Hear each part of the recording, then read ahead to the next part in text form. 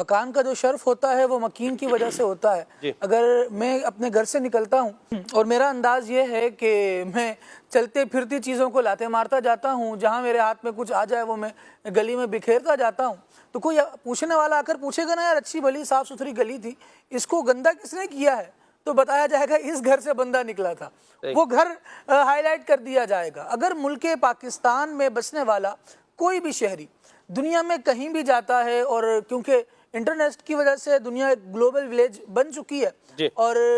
तिजारत भी पाकिस्तानी अफराद कई मुल्कों में कर रहे हैं और इसी तरह मुख्तलिफ किस्म के रवाबित हैं। अगर हमारा किसी से रब्ता कायम होता है और वहाँ में किसी से भी मिलकर कोई तिजारत कर रहा हूँ, कोई माली लेन देन है, कोई वैसे ही कई दोस्तियाँ हो जाती हैं।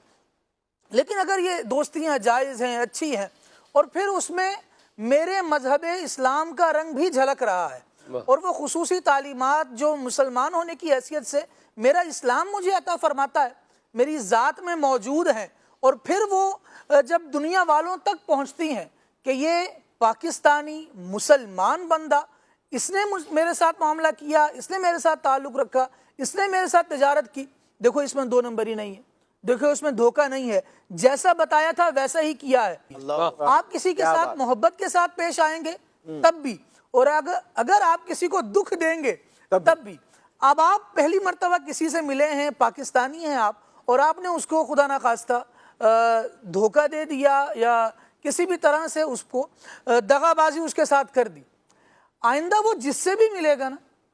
तो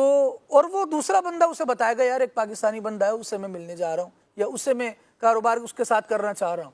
तो वो उसे होशियार कर रहा होगा, यार भाई देखो मैं एक दफ़ा ना पहले ठगा जा चुका हूँ, मेरे साथ नुकसान हो चुका है, तो आपने बचकर रहना है। अगर यही अंदाज हम बिल्कुल पॉजिटिविटी के साथ